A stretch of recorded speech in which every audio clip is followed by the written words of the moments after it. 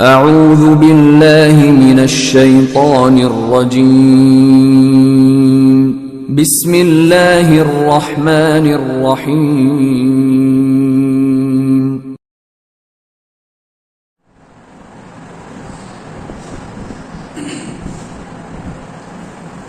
السلام عليكم ورحمة الله وبركاته.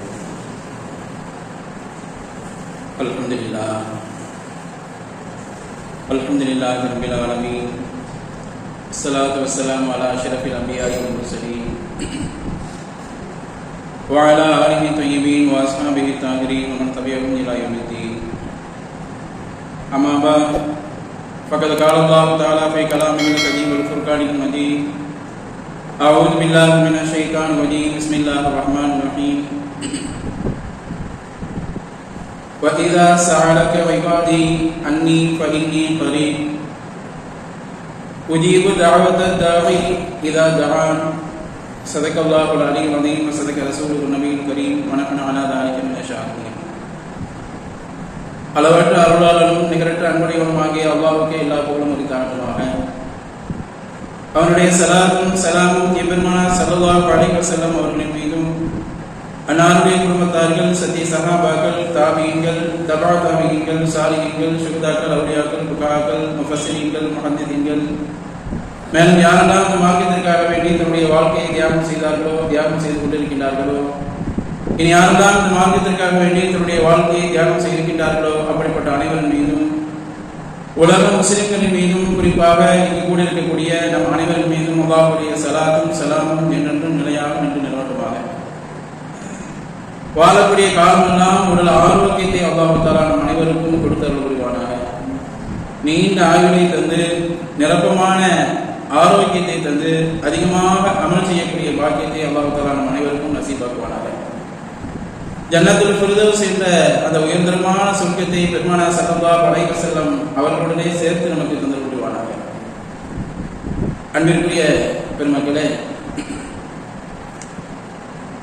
கடந்த பல வாரங்களாகவே தொழுகையை பற்றி நாம் பார்த்து வந்தோம். அந்த அடிப்படையிலே கடைசியாக அத்தஹியாத்தை முழுமையாக முடித்து சென்ற வாரம் கடந்தது. அந்த அடிப்படையில தொழுகை என்று வருவதனால், தொழுகை என்று சொன்னாலே எல்லா தொழுகைகளும் ஒரே போன்றுதான் மேக்சிமம் இருக்கும். தொழுகை என்று சொன்னால் அல்லாஹ் அக்பர் என்று தக்பீரை தக்ரீமாவை கட்டுவோம். அடுத்து ஃபாத்திஹா சூரா, சில சூறாக்களை ஓதி ருக்கு சுஜூத் செய்து அத்தஹியாத்து ஓதி தொழுகையை நாம் ஸலாத்தோடு நிறைவு செய்வோம். இது வளமையான தொழுகை. ஆனால் தொழுகை என்று வேற ஒரு தொழுகையை நாம் சொல்லுவோம். ஆனால் இது போன்ற அமல்கள் அங்கே இருக்காது, ருக்கு சுஜூதுகள் எல்லாம் இருக்காது. அப்படிப்பட்ட ஒரு தொழுகை என்ன தொழுகை என்று சொன்னால் ஜனாசா தொழுகை. ஜனாசா தொழுகையில வளமையாக நாம் எப்படியெல்லாம் அமல்கள் செய்கின்றோமோ, ருக்கு சுஜூதுகள் செய்கின்றோமோ, அது போன்ற ருக்கு சுஜூதுகள் இல்லாவிட்டாலும் அதை நாம் தொழுகை, ஜனாசா தொழுகை என்று நாம் சொல்கின்றோம். ஆனால் உண்மையிலே பார்த்தால் அது தொழுகை அல்ல, அது ஜனாசாவிற்கு செய்ய வேண்டிய துஆ என்பதை நிச்சயமாக நாம் அறிய வேண்டும், அறிந்து கொள்ள வேண்டும். தொழுகை நன்றி நினைச்சிடும், ஜனாசா தொழுகை நன்றி நினைச்சிடும், ஜனாசாவுக்காக வேண்டி நாம் துஆ செய்யணும். இருந்தாலும் அது ஒரு தொழுகை, ஜனாசா தொழுகை என்பதாக நாம் வழக்கத்திலே கூறுவதுண்டு. ஆனால் அதிலே செய்யக்கூடிய துஆக்கள் தான் அதிலே மிகவும் முக்கியமானது என்பதை நாம் நன்கு அறிவோம். ஆனாலும் சில நபர்கள் ஜனாசா தொழுகை எப்படி தொழுவது என்பது தெரியாமலேயே இன்னும் நம்முடைய வாழ்க்கையை நாம் நகர்த்திக் கொண்டிருக்கிறோம். அதனால் அது சம்பந்தமான சில விஷயங்களை, ஜனாசா தொழுகை என்று சொன்னால் என்ன, அது எதற்காக வேண்டி செய்யக்கூடியது, அது எப்படி செய்ய வேண்டும், அந்த இடங்களிலே என்னென்ன ஓத வேண்டும் என்பதையெல்லாம் கொஞ்சம் நம்ம இன்ஷா அல்லாஹ் பார்த்து அது பிரகாரம் அவன் செய்யக்கூடிய தௌஃபீக் அல்லாஹ் தஆலா நம் அனைவருக்கும் தருவானாக. காரணம், நாமும் தொழுக வேண்டும், நமக்காகவும் தொழப்பட வேண்டும் அப்படிங்கிறதுக்காக இன்ஷா அல்லாஹ் நாம அது சம்பந்தமான சில விஷயங்களை சொல்லி பகிர்ந்து கொள்வோம். அன்பிற்குரியவர்களே, திருமறையிலே அல்லாஹ் தஆலா துஆவை பற்றி ஒரு வசனத்திலே சொல்லி காட்டுவான். வஇதா ஸஅலக இபாதி அன்னி ஃபஇன்னி கரீப். வஇதா ஸஅலக நபி உங்களிடத்திலே இபாதி என்னுடைய அடியார்கள் கேட்டால் அன்னி என்னை பற்றி கேட்டால் ஃபஇன்னி கரீப் நீங்க சொல்லுங்க நான் அவர்களுக்கு ரொம்ப அருகாமையில தான் இருக்கிறேன். என்னை பற்றி அவர்கள் கேட்டால் நீங்கள் சொல்லுங்கள் அவங்களுக்கு அருகாமையில தான் நான் இருக்கின்றேன் என்று சொல்லுங்கள்.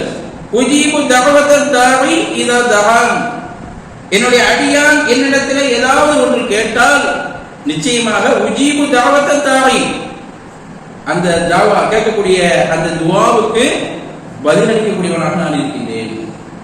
ஒரு அடியான் என்னை நம்பி என்னிடத்திலே இறங்கினால், என்னிடத்திலே துஆ கேட்டால், என்னிடத்திலே பிரார்த்தனை செய்தால் அவனுடைய துஆவை நான் அங்கீகரித்து அவனுக்கு நான் பதில் கொடுக்கக்கூடியவனாக இருக்கின்றேன். அவன் கேட்டதை கொடுக்கக்கூடியவனாக இருக்கின்றேன் என்று அல்லாஹ் தஆலா குர்ஆனிலே குறிப்பிட்டு காட்டினான் என்ற விஷயத்தை நாம் நன்கு அறிய வேண்டும். அந்த அடிப்படையில் தான் நாம் அல்லாஹ்விடத்திலே துஆ கேட்கிறோம். மனிதனிடத்திலே கேட்டால் மனிதன் நம்மை வெறுக்கின்றான். அல்லாஹ்விடத்திலே நாம் கேட்டால் அல்லாஹ் விரும்புகின்றான்.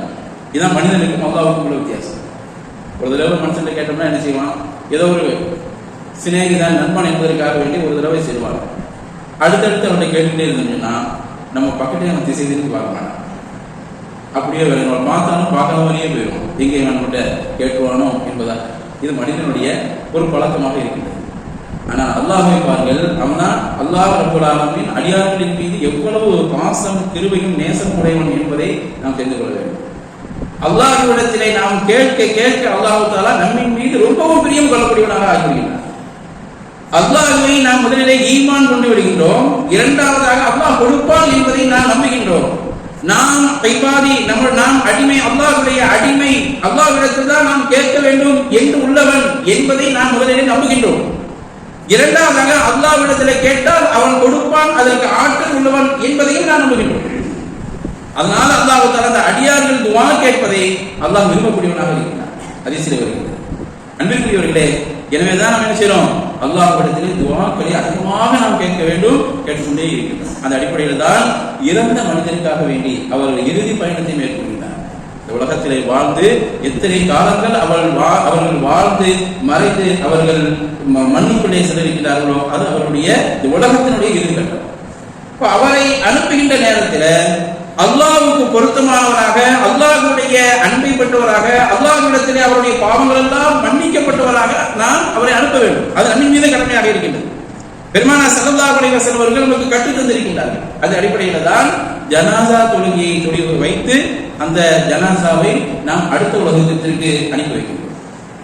அவரை சுத்தப்படுத்தி கழுவி அவருக்கு ஒளி செய்துவிட்டு அவரை வெள்ளை ஆடையை வைத்து அணிய வைத்து அதுக்கு பிறகு அவருக்காக வேண்டிய பிரார்த்தனை செய்து தொழுகை நடத்தி அதற்கு பிறகு அவரை கண்ணியமான முறையிலே நாம் அடுத்த உலகத்திற்கு அனுப்புவதுதான் ஜனாசா தொழுகை.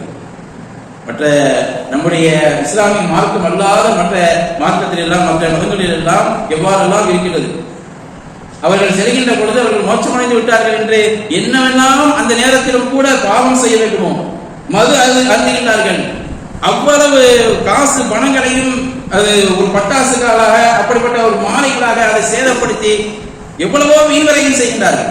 அதெல்லாம் ஒரு உறவு இருக்கட்டும், அதை எந்த அடிப்படையிலே செய்கின்றார்கள் என்பது நமக்கு தெரியவில்லை. அது வேற, நம்ம அங்க சேர்த்து போகல. எதற்காக நான் சொல்லி காட்டுகிறேன் என்று சொன்னால், அந்த இப்படிப்பட்ட ஒரு காலகட்டத்திலே இஸ்லாமிய மார்க்கம் எவ்வளவு அழகாக நம்முடைய மார்க்கத்தை அமைத்து தந்திருக்கின்றது என்பதை நாம் பார்க்க வேண்டும். ஒரு மனிதர் இறந்து விட்டார் என்று சொன்னால் அவருக்காக வேண்டி நாம் துக்கம் அனுபவிக்க வேண்டும். எப்படி துக்கம் அனுபவிக்க வேண்டும்? அல்லாஹ்விடத்திலே இறங்கி கவலைப்பட்டு அந்த மனிதருக்காக துஆ செய்து, அடுத்த உலகம் மிகவும் கடுமையான உலகம் என்பது நமக்கு தெரியும். அந்த உலகத்திற்கு அவர் சேரக்கூடிய அந்த மனிதரை நாம் தூய்மையானவர்களாக முடிந்த அளவுக்கு அவருக்கு நாம் துஆ செய்து அவரை கண்ணியப்படுத்தி அவரை அனுப்ப வேண்டும் என்று நம்முடைய மார்க்கம் குறிப்பிட்டு காட்டுகிறது. அல்லாஹ்வுடைய கருணை தான் அதற்கு காரணம் என்பதை நாம் புரிந்து கொள்ள வேண்டும். அன்பிற்குரியவர்களே, இப்போ ஜனாசா தொழுகை என்பதை ஒரு துவா, அந்த துவாவை நாம் எப்படி எல்லாம் செய்ய வேண்டும்? சில பேருக்கு அந்த ஜனாசா தொழுகை முறையே நமக்கு தெரியல. சில பேர் அந்த நேரத்தில் பள்ளியாசத்துக்கு வர்றதில்லை. நமக்கு ஜனாசா தொழுகையே தெரியாது, எப்படி நம்ம பள்ளிக்கு போய் என்ன செய்ய அப்படின்னு சொல்லிட்டு நிறைய பேர் வெளியவே நின்றாங்க. பெரிய பள்ளியாசத்தில் போய் பார்த்தோம்னா தெரியும், ஜனாசா தொழுகை நேரத்தில் 90% நபர்கள் உள்ள இருந்து தொழுவார்கள். சில நபர்களை பார்த்தோம்னா வாசலே நிற்பாங்க. ஏன்னா நிறைய பேருக்கு ஜனாசா தொழுகையே தெரியல, எப்படி தொழுகணும், என்ன செய்யணும், அதை நம்ம இந்த ஜமாத்தோட சேர்ந்து நாம் தொழுக வேண்டும் என்பது தெரியாமலே நிறைய பேர் வாசலே நின்றுவாங்க. இது சிட்டில கொஞ்சம் பேர் இருந்தாலும் கிராமங்களில் நிறைய பேரை அப்படி இருக்கக்கூடிய ஒரு நிலையை நாம் பார்க்க முடியும். அன்பிற்குரிய எது இருந்தாலும் ஜனாசா தொழுகையை நாம் தெரிந்து நாம் தொழுக வேண்டும், அந்த மையத்திற்காக வேண்டி துவா செய்ய வேண்டும். இப்போ முதல்ல என்ன செய்வோம், தொழுகையினுடைய பருள் என்ன அப்படிங்கிறத நம்ம பார்க்கணும். ஜனாசா தொழுகைக்கு பருள் இருக்கு. ஜனாசா தொழுகை ஒரு மனிதர், அதாவது ஒரு ஜனாசாவை அடக்கம் செய்வதற்கு ஒரு மனிதர் கூட தொழுகல, அந்த மஹல்லாவுல ஒரு மனிதர் கூட அந்த ஜனாசாவுக்கு செய்ய வேண்டிய கடமையை செய்யல அப்படின்னு சொன்னா முதல்ல அத்தனை நபர்களும் குற்றவாளிகளாக கருதப்படும். ஒரு ஜனாசா விளைகின்றது ஒரு பகுதியில, அந்த ஜனாசாவுக்கு தொழுகைக்கு யாருமே வரவில்லை என்று சொன்னால் அப்போ அந்த ஜனாசாவுடைய தொழுகையை யாரும் நிறைவேற்றாத கூட்டத்திற்காக அனைத்து நபர்களும் பாவியாக ஒரு நபராட்சி அந்த கடமை செஞ்சிடணும். என்ன செய்யணும், குளிப்பாட்டி தொழுகை நடத்தி போய் கபத்தில் அடக்கி வச்சிருந்துடணும். யாருமே செய்யலைன்னா அது மிகப்பெரிய குற்றம், அத்தனை நபர்களும் குற்றவாளிகளாக மாறிடும். இதுதான் அதனுடைய சட்டம். இப்ப ரெண்டாவது விஷயம், அந்த தொழுகைக்குள்ள பார்த்தோம் சொன்னா தொழுகைக்குள்ள கிட்டத்தட்ட ஒரு 7 விதமான பருளுகள் இருக்குது. முதல் பருள் என்ன பண்ணுன்னா நீயத் வைக்கணும். இந்த மையத்துக்காக வேண்டி 4 தக்பீர்களுடனே கிப்லாவை நோக்கி இந்த இமாமை பின்பற்றி அல்லாஹ்வுக்காக வேண்டி நான் தொழுகின்றேன் என்று என்ன செய்யணும், முதல்ல தக்பீர்களுடன் நீயத் வைக்கணும். ரெண்டாவது என்ன அப்படின்னா சக்தி உள்ளவர்கள் நின்று தொழுக வேண்டும். சக்தி இல்லாதவர்கள் உட்கார்ந்து தொழுகலாம். சக்தி உள்ளவர்கள் என்ன செய்யணும், நிக்கிறதுக்கு சக்தி இருக்கு அப்படின்னு சொன்னா அவங்க நின்று தான் தொழுகணும், உட்கார்ந்து தொழக்கூடாது. அப்ப அவர்கள் உட்கார்ந்து தொழுகுவது ஒரு பருள். மூன்றாவது என்ன அப்படின்னா 4 தக்பீர் கட்டுவது பருள். தக்பீர் ஜனாசா தொழுகை நிகழ்ச்சிவோம் 4 தக்பீர் கட்டுவோமா இல்லையா? 4 தக்பீரா 7 தக்பீரா? 4 தான். சரி சரி. சில பேர் பெண்ணா தொழுது பழக்கமாகி 7ன்னு சொல்லிடுவாங்க, அதனால யாரும் சொல்றாங்கன்னு பார்த்தேன். சரி, அப்படி இல்லை எல்லாருக்கும் தெரிஞ்சிருக்கு, ரொம்ப சந்தோஷம். அப்ப 4 தக்பீர் கட்டுவோம். அப்ப இந்த 4 தக்பீர்களை கட்டுறதுங்கிறது ஒரு பருள்.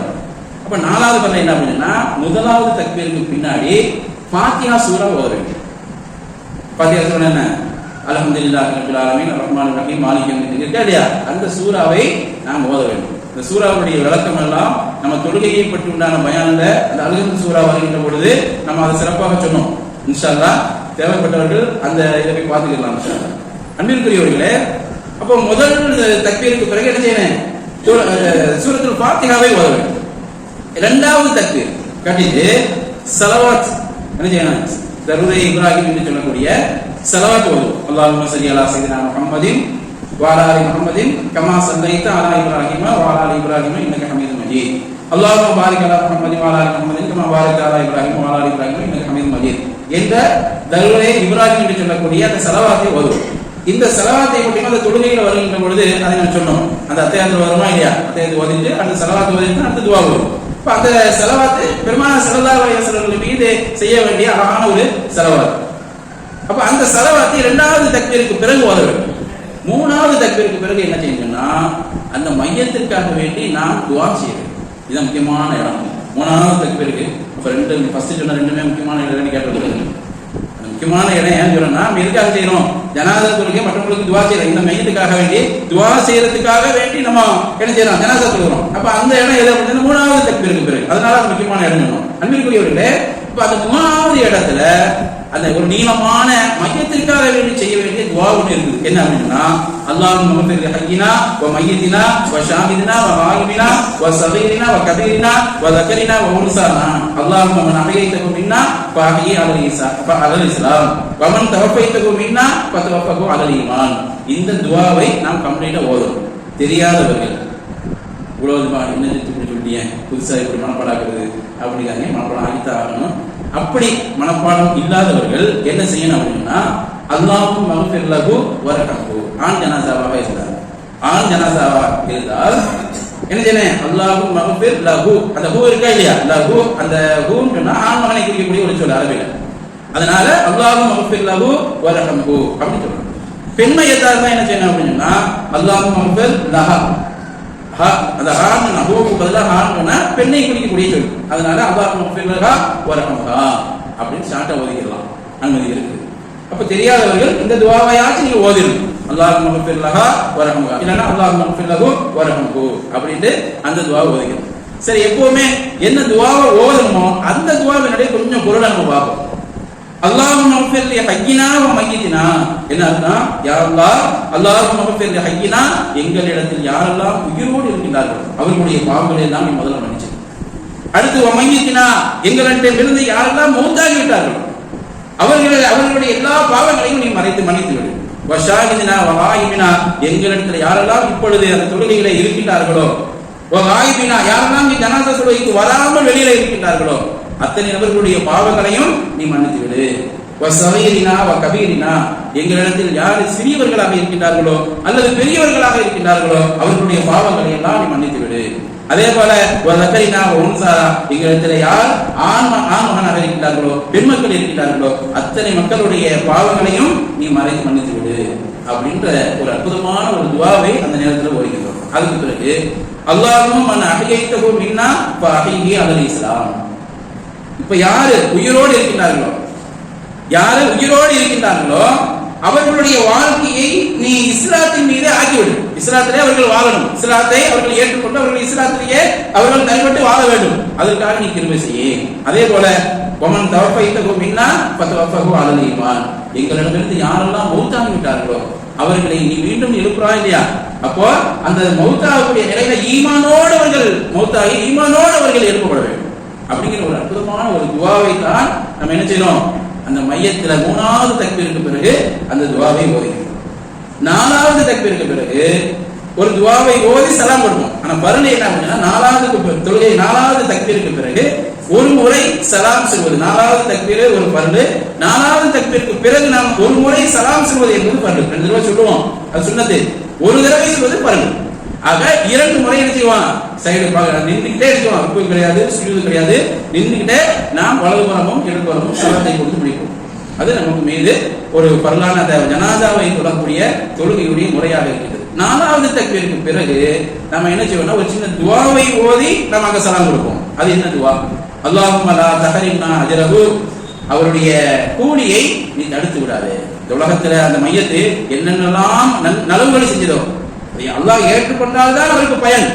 நம்ம நினைச்சுக்கிட்டு இருக்கிறோம், நம்ம அந்த அமல் செய்யறோம் இந்த அமல் செய்யறோம், தொழுகிறோம் 5 வக்து தொழுகிறோம், அது செய்யறோம். இதை அல்லாஹ் ஏற்றுக்கொள்ள வேண்டும், அது ரொம்ப முக்கியம். நம்ம தொழுதாலும் இப்ராஹிம் அலைஹிஸ்ஸலாத்து வஸலாம் அவர்கள் என்ன நமக்கு கற்றுத் தந்தார்கள்? கஅபத்துல்லாவை கட்டி முடித்தார்கள். கஅபத்துல்லாவை கட்டி முடித்து விட்டு அல்லாஹ்விடத்தில் அவர்கள் இறுதியாக கேட்டது, அல்லாஹ் கட்ட சொன்னால் கட்டினார்கள். கட்டி முடித்து விட்டு அவர்கள் சொல்லக்கூடிய வாசகம் என்ன? யா அல்லாஹ், இந்த செயலை நீ ஏற்றுக்கொண்டு விடு, கப்பல் ஏற்றுக்குவா சொல்றேன். அது ரொம்ப முக்கியம். அல்லாஹ் ஏற்றுக்கொள்ளவில்லை என்று சொன்னால் அத்தனையும் பயனற்றதாக போய்விடும். பயனற்றதாக போனிச்சு அப்படின்னா யாருக்கு போய் நம்ம கேட்க முடியும்? அல்லாஹ்வை விட வலிமையானவன் யாராச்சும் இருக்கிறாங்களா? இல்ல. யாருக்கு சொல்ல முடியும், யாரையும் கேட்க முடியாது. இப்ப அல்லாஹ் தான் நம்ம செய்யக்கூடிய கூலிக்கெல்லாம் நன்மைகளுக்கெல்லாம் கூலியை வழங்க வேண்டும். அல்லாஹ் அப்படி செய்ய மாட்டான், அது வேற விஷயம். சும்மா சொல்லி காமிக்கிறேன். லா ظلم குர்ஆன்ல வருதா இல்லையா? லா ظلم இன்றைய நாளிலே யாருக்கும் எந்த அளவுக்கு எந்த ஒரு நுண்ணிய அளவுக்கு கூட அநீதம் செய்யப்பட மாட்டார். இந்த உலகத்திலே செய்த ஒரு அணு அளவுக்கு நன்மையும் அவனுக்கு நிச்சயமாக கொடுக்கப்படும். அதே போல அணு அளவு அவன் தீமை செய்தாலும் அதற்கும் அவனுக்கு கூலி கொடுக்கப்படும் என்பது வசனம், திருமறை வசனம். அன்பிற்குரியவர்களே, அதனால் அநீதம் செய்ய மாட்டான். நம்ம எதற்காக சொல்லி காட்டுகிறோம் என்று சொன்னால் அந்த மையத்திற்காக வேண்டி துஆ செய்கின்ற பொழுது அந்த மையத்தினுடைய கூலிகள் எல்லாம் நீ வீணாக்கி விடாதே, நீ அவருக்கே வழங்கிவிடு என்று நாம் அவருக்காக வேண்டி துஆ செய்ய வேண்டும். அதுக்கு பிறகு ரொம்ப முக்கியமான துஆ வலா தஃப்தினா, அதுக்கு அந்த வரியிலே வரும் என்ன, லா தஹரிம்னா அஜ்ரஹு வலா தஃப்தினா பாதஹு. அந்த மையத்திற்கு பிறகு எங்களுக்கு சோதனையை கொடுத்துறாரு. சோதனை கொடுத்துறாருன்னா வீட்டில் ஒரு வாப்பா இருக்கிறாங்க, மௌத்தாயிட்டாங்க. அதுக்கு பிறகு பிள்ளைங்களுக்கு மத்தியில் எத்தனை பிரச்சனைகளை பார்ப்போம். எத்தனையோ விதமான பிரச்சனைகள், சொத்து பிரச்சனை வந்துட்டே அதுக்கு பிறகு அந்த உறவுகளே இருந்தா போயிடும். வாப்பா அம்மா இருக்குதுன்னு பிள்ளைங்க நினைச்சுவாங்க, அண்ணன் தம்பி அக்கா தங்கச்சின்னு போயிட்டே இருக்கும். வாப்பா அம்மா மௌத்தானதுக்கு பிறகு பாத்தீங்கன்னா முதல்ல ஆரம்பிக்கிறது சொத்து பிரச்சனை தான். ஆரம்பிச்சிட்டோம்னா அது எந்த அளவுக்கு போய் முடியும்னு சொல்லவே முடியாது. கொலைகள்லாம் போய் சேர்ந்துருக்கு, கொலையெல்லாம் விழுந்துருக்கு. நியூஸ் பேப்பர்ல பார்த்துக்கிட்டே இருக்கிறோம். சொத்து பிரச்சனால பல கொலைகள் எல்லாம் கொண்டு வந்திருக்கிறது. நம்ம விட்டு கொடுக்க வேண்டும். அதே போல நம்முடைய அந்த சொத்து விஷயத்தில் நேர்மையாக நடந்து கொள்ள வேண்டும். அடுத்த ஆளுடைய ஒரு இம்மை அளவு இடத்தை எடுத்தாலும் அதுக்கு நம்ம அல்லாஹ்விடத்திலே பதில் சொல்லியாக மிகப்பெரிய ஒரு. அதனால அதுல ரொம்ப கவனமா இருக்கணும். இப்ப நம்ம அதுக்குள்ள போல அன்பிற்குரியவர்களே, அப்போ அந்த மையத்து ஒரு மையத்து போனதுக்கு பிறகு ஊர்ல ஒரு தலைவர் இருப்பாரு, மிகவும் நீளமான ஒரு தலைவராக இருப்பார். இந்த ஊரையே கட்டி காமித்து அழகான முறையில செயல்படுத்தி கொண்டு இருப்பார். ஆனால் அவர் போனதுக்கு பிறகு பாத்தீங்கன்னா அந்த ஊரோட சரியான தலைமைகள் இல்லாமல் ஊரே ஒரு பித்னா கூடமாக, ஊர்ல யாருக்கும் கட்டுப்படாதவர்களாக ஆகிவிடுவார்கள். அந்த தலைவர் இருக்கிறதுக்கு யாரும் ஒரு பேச்சு பேச மாட்டாங்க. எல்லாரும் அடிப்படைந்து அவர் சொல்லுக்கு கேட்டிருப்பாங்க. பிடிக்குதோ அப்படி இல்லையா, ஆமன்னா சிரமம் அமைதியாக இருந்து விடுவார்கள்.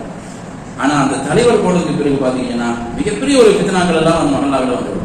அதனாலதான் ஒரு மையத்து போகின்ற பொழுது அந்த மையத்துக்கு பிறகு அந்த மையத்து போனதுக்கு பிறகு எங்களுக்கு எந்த விதமான பித்னாக்களையும் குழப்பங்களையும் ஏற்படுத்தி விடாதே அப்படின்னு அந்த நேரத்தில் நம்ம துவா செய்யணும். பல தத்தினா பாதகோ வகுப்பில்லனா பலவோ என்ன செய்யறோம், எங்களையும் அந்த மையத்தையும் அவர்களையும் மன்னித்து விடு என்பதாக நாம் என்ன செய்யறோம், அல்லாஹ்விடத்திலே துவா செய்யணும். பெருமானார் ஸல்லல்லாஹு அலைஹி வஸல்லம் அவர்கள் இதை தவிர அற்புதமான ஹதீஸுகள் எல்லாம், அற்புதமான துவாக்களை எல்லாம் ஓதி இருக்கிறார்கள். அந்த துவாவினுடைய ஒரு சாராம்சத்தை நம்ம ஸ்பீட நேரம் இல்லை. ஒரு தடவை அபு அப்துர் ரஹ்மான் அவுஃப் இப்னு மாலிக் ரலியல்லாஹு தஆலா அன்ஹு அவர்கள் அறிவிக்கின்றார்கள், ஒரு தடவை பெருமானார் ஸல்லல்லாஹு அலைஹி வஸல்லம் அவர்கள் துஆ ஓதினார்கள். தொழுகை ஜனாஸா தொழுகையிலே ஓதினார்கள். கொஞ்சம் சவுண்டா ஓதுவாங்க, எல்லாரும் வழங்குற மாதிரி. அப்ப அதை நான் கேட்டு நானே மனப்பாடக்கிட்டேன். எந்த அளவுக்கு ஃபெக்டு அந்த மனப்பாட தன்மை இருக்குன்னு பாத்துக்கிறேன். அவங்க அதுல ஓடும் போதே அந்த சவுண்ட் கேட்டு நான் விளங்கி மனப்பாடாக்கிட்டேன். அப்படிப்பட்ட ஒரு விஷயத்தை சொல்வதாக அந்த ஹதீஸை நமக்கு அறிவிக்கின்றார்கள். அப்போ பெருமானார் ஸல்லல்லாஹு அலைஹி வஸல்லம் துஆ செய்கின்ற பொழுது என்ன துஆக்கள் செய்தார்கள் என்று சொன்னால், அல்லாஹும்ம ஃபிர் லஹு வர்ஹம்ஹு வஆஃபிஹி வஅஃபு அன்ஹு. அல்லாஹ்வும்ம ஃபிர் அந்த மையத்தை நீ மன்னித்து விடு, அந்த மையத்திற்கு நீ கிருபை செய், வஆஃபிஹி அந்த மையத்துக்கு நீ பாவத்தை அழித்து விடு, அந்த மையத்திற்கு நீ பாவ மன்னிப்பு கொடுத்து விடு, வஅக்ரிம் நுஸலஹு நட்போடியை அந்த மையத்திற்கு நீ வழங்கிவிடு. அதே போல முதுகலகு அந்த மையத்துக்கு போய் தங்கக்கூடிய இடம் இருக்க கபிரிஸ்தான் இருக்குது, அந்த கபிரிஸ்தானை நீ விசாலமாக்கி விடு. ஒரு துவாக்கள். இந்த துவாவை முடிஞ்சா நம்ம மனப்பாடாக்கி நம்ம அந்த ஜனாஸா தொழுகையில ஓதிட்டே இருக்கணும். நார்மலாகவும் நம்முடைய துவாக்களிலே அது ஒரு துவாவாக வைத்துக் கொள்ள வேண்டும். இறந்த ஜனாசாவுக்காக வேண்டும். வகசிலுகு பில் மாகி வசல்கி வல் பர்தி, தண்ணீரை கொண்டும் பனிக்கட்டியை கொண்டும் அந்த ஜனாசாவை நீ தூய்மையாக்கி விடு. யா அல்லாஹ் வகசிலுகு பில் மாகி வசல்கி வல் பர்தி வனக்கிஹி மினல் ஹதாயா, பாவங்களிலிருந்து அந்த மையத்தை நீ தூய்மையாக்கி விடு, நீ பரிசுத்தமாக்கி விடு. கமா நக்கைத்த சௌப மினத் தனசி, எப்படி அழுக்கான வெள்ளை ஆடைகளை தூய்மைப்படுத்துவார்களோ, எப்படி நீ தூய்மைப்படுத்துவாய், எப்படி எல்லாம் நாம் அதை தூய்மைப்படுத்துகின்றோமோ அதுபோன்று நீ என்ன செய்யணும், அந்த பாவங்கள் எல்லாம் விட்டு அந்த மையத்தை நீ தூய்மையாக்கி விடு. அதே போல அபுதிலுக்கு தாரன் ஹைரம் மின் தாரிஹி, சிறந்த ஒரு வீட்டை அந்த ஜனாசாவுக்கு நீ கொடுத்து விடு. மின் தாரிஹி, அவருடைய வீடு இந்த உலகத்துல வாழும் பொழுது இருந்துச்சா இல்லையா, அந்த வீட்டை விட ஒரு அழகான ஒரு ஹைரான ஒரு வீட்டை நீ அவருக்கு வழங்கிவிடு. வாகலன் ஹைரமின் அகலிகி, இந்த குடும்பத்தை உலகத்தில் வாழுகின்ற பொழுது இருந்த குடும்பத்தை விட அவருக்கு அழகான ஒரு குடும்பத்தை நீ மறுமையிலே வழங்கிவிடு. ஜௌஜன் ஹைரமின் ஜௌஜிகி, அவருடைய இந்த உலகத்தில் வாழும் பொழுது அவருக்கு கிடைத்த அந்த மனைவியை விட அழகான ஒரு மனைவியை நீ கொடுத்து விடு. வாதகர்கள் ஜன்னத அந்த ஜனாசாவுக்கு அந்த மையத்திற்கு நீ சொர்க்கத்தை வழங்கிவிடு, நரக நெருப்பை விட்டும் கபருடைய வேதனைகளை விட்டும் நீ அவரை காப்பாற்றிவிடு என்பதாக ஒரு நீண்ட துவாவை பெருமானார் ஸல்லல்லாஹு அலைஹி வஸல்லம் இந்த மையத்திற்காக வேண்டி துவா செய்கிறார். அந்த அப்துர் ரஹ்மான் அவுஃப் இப்னு மாலிக் ரலியல்லாஹு தஆலா அவர்கள் சொல்வார்கள், இந்த துவாவை கேட்டதற்கு பிறகு எனக்கு என்ன தோணுச்சுன்னா, அங்க இருக்கக்கூடிய ஜனாசா நானா இருக்கக்கூடாதா என்று தோன்றியது என்பதாக சொல்வார். அன்பிற்குரியவர்களே, அந்த அப்படிப்பட்ட ஒரு துவாவை பெருமானார் ஸல்லல்லாஹு அலைஹி வஸல்லம் துவா செய்வார்கள்.